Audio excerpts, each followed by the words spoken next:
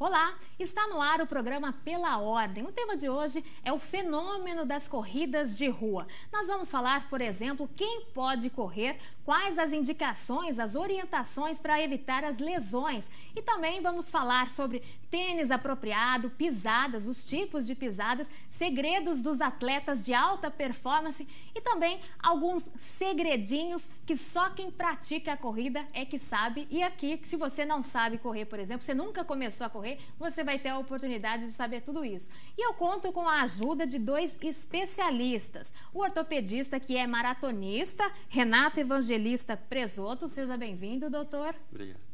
E também o educador físico especializado em corridas, que é o Fernando Góes. Seja bem-vindo, Fernando. Obrigado, Cíntia. Eu vou começar aqui, então, foi feita uma pesquisa e a gente vai falar um pouquinho sobre esse fenômeno, a onda do momento, né? O número de participantes nas corridas de rua no Brasil e no mundo teve um grande crescimento. As pessoas estão cada vez mais se conscientizando sobre a importância de exercitar e garantir qualidade de vida. O objetivo do atleta amador não é ganhar a prova, e sim concluir o percurso e receber a medalha de participação. As corridas de rua têm que oferecer suporte adequado aos atletas, como segurança no percurso, pontos de água e também pontos de água a cada 2 quilômetros e ambulâncias. Mesmo com toda essa estrutura, podem acontecer de atletas passarem mal durante a prova, chegando mesmo a ocorrer situações raras e extremas, mas também de óbitos. Essas fatalidades geralmente ocorrem pela falta de prevenção e orientação de alguns atletas que resolvem praticar sem realizar os exames e consultas médicas necessários. Também podem ocorrer problemas decorrentes da ingestão do uso de substâncias ilícitas, que podem causar problemas, efeitos colaterais. Conforme o atleta vai melhorando a performance e aumentando a quilometragem, busca-se a ajuda de uma assessoria para melhorar esses desafios, né? E com isso também tem aumentado a quantidade de assessorias esportivas que dão todo o suporte para a preparação do atleta. Agora a gente vai saber como que a pessoa deve iniciar a corrida. Eu sou um exemplo, aliás, um mau exemplo, né? Porque eu comecei a correr, não tive nenhuma orientação, corri a Corrida das Águas no ano passado e simplesmente me inscrevi e fui correr. Quando eu comecei a correr, eu já pensei, o que eu estou fazendo aqui? Não deveria ter me inscrito numa prova como essa, mas aí a população, né, vai correr, os próprios atletas batiam no ombro, vai que você consegue, foi me animando, eu consegui chegar a um ponto, com 2, 3 quilômetros, que a minha respiração estava tão ofegante que eu fiquei preocupada, dava a impressão que todas as pessoas à minha volta, por exemplo, estavam ouvindo a minha respiração. Eu falei, deve estar pensando assim, essa menina vai sofrer um ataque, né? E aí eu consegui concluir, a sensação foi muito boa. Então, casos como o meu são comuns? De pessoas se aventurar, por exemplo, eu vou correr, vou calçar um tênis e vou sair? Como que vocês avaliam? São extremamente comuns, na verdade. A maioria começa sem nenhum tipo de orientação. Se a gente jogar no geral, no grosso mesmo da população, a maioria acaba praticando a corrida pela iniciativa própria, sem ao menos passar por um médico, como você citou, fazer toda uma avaliação inicial antes e começa a correr, começa a se sentir empolgado e vai na empolgação, na verdade, né? E faltam essa orientação, esse planejamento para você correr melhor com saúde, ter longevidade no esporte, que eu acho que é o mais interessante da corrida é isso. Você conseguir correr durante muito tempo da sua vida, não durante um período e se machucar e ter que parar, né? Acontece muito caso de lesionados, por exemplo, no consultório? Isso que o Fernando falou é muito importante mesmo, esse planejamento aí, de ter um planejamento, uma programação de começar a correr, dos cuidados antes de iniciar a atividade física, fazer um check-up, fazer alguns exames de sangue, de coração, para não ter nenhum problema. Sobre as lesões, isso é muito comum, né? Tá na moda mesmo a corrida, como você disse, está tendo um aumento do número de corridas, de assessorias esportivas em academias e gente não tão preparada que começa a treinar, a correr, tem aquela empolgação, aquela adrenalina, aquela endorfina, os amigos, vamos correr uma corrida, uma competição individual ou uma competição entre um grupo de amigos. E aí pode ter problema, né? A pessoa tem lesão, tem dor e perde a característica importante da atividade física, que é o prazer, o bem-estar. A pessoa começa a sentir dor, a mancar e não consegue, né, caminhar, trabalhar, começa a não ter prazer e aí não tem a sensação boa, o benefício que tem a atividade física, né, que pode ter. Agora a gente vai ver uma entrevista com uma atleta que está lesionada, que é a Karina, ela é publicitária. Vamos lá? Comecei a correr porque eu queria novos desafios, mudanças no corpo, na alimentação. Você procurou uma orientação profissional antes de começar a corrida? Não procurei. E acredito que esse foi o maior erro, porque eu iniciei pelos grupos, acabei entrando nos grupos, conheci as pessoas pela academia, então as pessoas simplesmente se juntam, se unem e vão correr em alguns lugares, até por ser mais seguro. E fui correndo, comecei aos poucos, e aí foi indo 1 quilômetro, 2, daqui pouco intervalo de tempo eu já estava fazendo 5, 7, e foi quando eu fiz uma corrida participei de uma corrida de 10 quilômetros em maio. Eu tinha iniciado em março, né, final de fevereiro para março. Comecei a corrida em maio e acabei me machucando. Sem o treino adequado e com curto intervalo de tempo, né? Então, quanto tempo você ficou afastada por conta disso? Eu fiquei afastada por 5 meses. Eu tive que parar mesmo. Foi depois dessa corrida de 10 quilômetros, eu já não conseguia pisar no outro dia. Qual que foi o aprendizado? Começar do jeito certo, né? Procurar orientação, procurar um profissional, porque as pessoas acham que é só colocar o tênis e sair correndo. Então, começar do começo, vai ao médico, ortopedista, um treinador, né? Uma assessoria esportiva. E aí você consegue começar da forma ideal e respeitar os limites do seu corpo, que foi o que eu não fiz. Eu não estava preparada, eu não tinha músculo suficiente, treino suficiente para poder fazer o que eu fiz. Muito bem. Karina é uma amiga nossa, ela entrou no grupo, a gente já estava correndo uns 5 quilômetros, ela falou, eu quero participar, entrou, não corria muito, de repente já estava correndo quase 10 quilômetros, assustou todo o grupo, falou, mas como assim, né? Já virou atleta em 3 meses? Aí ela teve essa baixa do grupo, né? Ficou 5 meses afastada. Então, é um exemplo totalmente errado de como começar a corrida. Sim, com certeza. É o exemplo e é o mais comum, na verdade. É o mais comum, porque você começa e você precisa, todo o seu organismo precisa de um sistema de adaptação. A gente vai se adaptando muscularmente, aumentando capilares, né? Então, isso é o treinamento que vai proporcionando isso aos poucos. E as pessoas, às vezes, já querem em 1 mês estar correndo 10 quilômetros. Tem pessoas que conseguem correr muito bem e não se machucarem. Mas isso foge muito à regra. Numa maioria geral que começa sem nenhum tipo de preparo, tende a machucar uma hora ou outra, né? Na verdade, assim, todo atleta, todo amador, uma hora ou outra ele sente alguma dor muscular, algum desconforto, mesmo quem já é treinado, né? Mas uma lesão mais grave, mais séria, geralmente ela vem de pessoas que ou estão exagerando muito, né? Ou estão iniciando de uma forma também exagerada. Aí a gente vai... Sempre são os extremos, né? De você... O pouco é ruim, mas o muito também é ruim. Ele é muito prejudicial.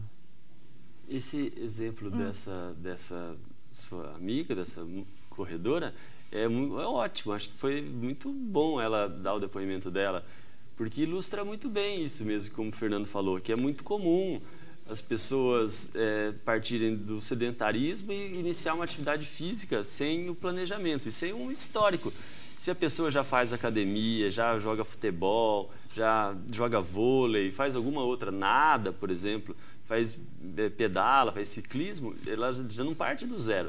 Essas pessoas aí, elas conseguem começar a correr e logo chegar uns 10 quilômetros, 5 quilômetros.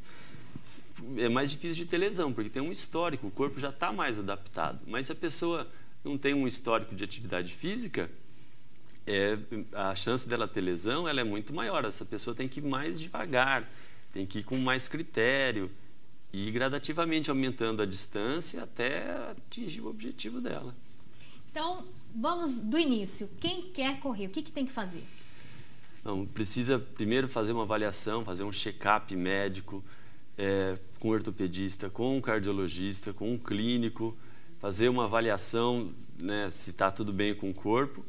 e para ver o tênis, o tipo de pisada, qual é mais indicado para o seu biotipo, para a sua distância, se você vai correr trilha, se você vai correr em asfalto, se você vai fazer triatlon, ver esses materiais esportivos e procurar uma assessoria para ter um encaminhamento, um planejamento, uma orientação técnica, que sem isso você não consegue desempenhar a sua atividade com prazer e com segurança. Dizem que a gente não sabe andar, quem dirá começar a correr. Realmente, muitas pessoas têm essa dificuldade, acham que sabe, e depois de fazer uma avaliação, ver que a pisada é diferente, tem que pisar de forma correta, por exemplo? Então, todo mundo corre, né? Todo mundo corre, mas correr do melhor jeito possível, o movimento da corrida é um movimento complexo. Então, isso precisa ser treinado, precisa ser refinado, precisa ser aperfeiçoado. Se você corre de um jeito, não do melhor jeito possível, você acaba gastando mais energia para correr, acaba sobrecarregando as articulações, sobrecarregando algumas partes do corpo, a coluna, o joelho, o tornozelo, o pé. E aí você pode ter fraturas de estresse, entorses, sobrecarga nas articulações e dor e desconforto. A corrida, ela é um esporte do ser humano já, né? Na verdade, o caminhar, o correr faz parte da nosso histórico até mesmo. Só que dessa forma sistemática de você se preparar para uma prova, você precisa de todos os cuidados, igual o Presoto falou. A gente precisa de uma avaliação inicial, como que você está, se você está apto a praticar atividade física de uma forma segura, se você não tem nenhuma limitação. E depois, posteriormente, procurar uma assessoria esportiva, né, que tem um profissional de educação física formado, credenciado no conselho, tudo certinho. Porque hoje também a gente está num dilema de que muitos atletas, ex-atletas, estão exercendo a profissão de uma forma ilegal, entendeu? Então ele usa a experiência própria dele e aplica aquilo a um grupo que ele acha que com o aprendizado dele vai servir para todo mundo, e não é bem assim, né? A gente sabe que fisiologicamente cada pessoa ela tem suas limitações. Então no curso de educação física a gente estuda fisiologia, estuda um pouco de nutrição, estuda cinesiologia, que é estudo no movimento humano. E o atleta, por mais que ele saiba muito sobre corrida, mas ele sabe muito para ele, o que ele aprendeu para ele, todo o treinamento que teve para ele, entendeu? Então, às vezes, ele vai aplicar isso a alguns alunos, que já é uma forma legal. O nosso conselho já tem atuado aqui em Cuiabá de uma forma já um pouco mais incisiva. Já teve até algumas prisões já de pessoas que foram presas por estarem exercendo de uma forma legal, porque ele não é formado. Hoje, para você atuar, viver do esporte, né, ter uma assessoria, você precisa ser formado em educação física, assim como o médico, ele precisa ter a formação, o odontólogo precisa estar formado, o advogado precisa estar na OAB para estar, né, e o educador físico também. E isso é uma base, é uma segurança a mais para a pessoa quando ela for vir, para ela ter todo o seu planejamento, né, sua evolução. Então, às vezes, a gente recebe um aluno, ele está acima do peso, então a gente tem que começar muito mais devagar com ele, muito mais caminhada, inserindo muito progressivamente a corrida, correção postural, tronco, braço. A corrida não é só perna, já começa, né, respiração de uma forma mais correta. Então, essa evolução gradual, ela não tem um método que serve para todo mundo. Cada um tem o seu tempo. E isso o profissional que tem que estar acompanhando toda essa evolução. Igual eu falei assim, a gente falou, tem pessoas que já têm um histórico de atividade física, ela vai começar a treinar rapidinho, ela corre 10 bem, sem dor nenhuma. Está dentro do peso, já tem uma base muscular legal. A gente entra no outro fator que são as mulheres, né? A mulher hoje ela procura muito mais a orientação do que o homem. E é necessário realmente. Por quê? Porque a mulher ela tem N chances de lesões a mais do que o homem. Por quê? Tem menos massa muscular. Então o homem ele já tem mais massa muscular, ele suporta uma carga de treino maior do que a mulher. E a mulher ela precisa, de preferência, fazer um fortalecimento junto com a corrida. Porque a corrida ela tem impacto, é uma atividade de impacto. Então se a pessoa só corre, e principalmente a mulher, ela tem uma grande propensão de estar lesionando, cedo ou mais tarde. Então, assim, todas as meninas começam a treinar na nossa assessoria primeira coisa, tente fazer um fortalecimento. Tenta casar Seria a corrida com indicado. pilates, com uma musculação, com um treinamento funcional, que está muito na moda hoje também. Mas, assim, tentar intercalar uma outra atividade física com a corrida.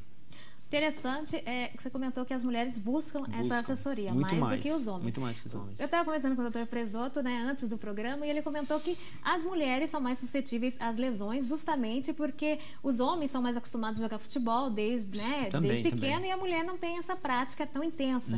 Então, é interessante para ver essa diferença do sexo. Quais são as lesões principais assim que ocorrem nos atletas iniciantes, por exemplo? Então, principalmente nos membros inferiores, né? Nos pés, a pessoa pode ter metatarsalgia, formação de calos nos pés por sapatos inadequados, pela forma de pisar inadequada. Pode ter um entorse no tornozelo, por andar em parques, em terrenos irregulares. Aí, muito comum a canelite também nas pessoas que estão iniciando a corrida, ou até em corredores mais experientes. Mas por algum problema, alguma forma de correr diferente, ou um tênis novo ou muito velho, uma forma de pisar, ou o terreno que a pessoa começa a correr, tem uma canelite, tem as fraturas de estresse na perna. Além de, pelo impacto, como o Fernando disse, a pessoa pode ter hérnia de disco, né, dores na coluna. São várias lesões que a pessoa pode ter praticando. Eu acho que a mais característica em mulheres também em relação aos homens, a que tem uma prevalência maior é joelho, né? Até pela anatomia, né? Acho que dá. Não, tem a sobrecarga, tem no joelho, tem pessoas... O que seria a anatomia? O quadril? Quadril. O quadril da mulher, ele é mais aberto, então ele força um pouquinho mais. A mulher geralmente tem o joelho, a gente chama de joelho mais em forma de X, né? Ele projetado para dentro, e isso tem toda uma descompensação muscular, e na corrida você acaba tendo esse impacto e vai sobrecarregando sempre uma região a mais. Então, isso acontece, como o Fernando disse, pelo desequilíbrio muscular. Então, a gente faz uns movimentos repetitivos, então desenvolve mais uma cadeia muscular, um grupo muscular, em detrimento de outras. Se não faz essa compensação com musculação, com pilates, com outro esporte, uma outra atividade física para fortalecimento, para compensar esses desequilíbrios musculares, a pessoa acaba tendo uma lesão ou tendo dor. Pode ser no quadril, pode ser uma pubalgia, pode ser no joelho. Isso é individual, depende de cada pessoa, de cada desequilíbrio muscular individual que a pessoa tem. Então, são muitas lesões. A gente pode ficar falando aqui um programa todo de lesões. Só lesões. São muitas. Agora a gente vai para um breve intervalo e no próximo bloco nós vamos falar quais são as orientações para evitar, por exemplo, que sangre o mamilo, principalmente nos homens, como nessa foto, por exemplo. E também vamos falar sobre, será que essas meias, polainas de compressão, será que elas ajudam no rendimento do atleta? É daqui a pouquinho.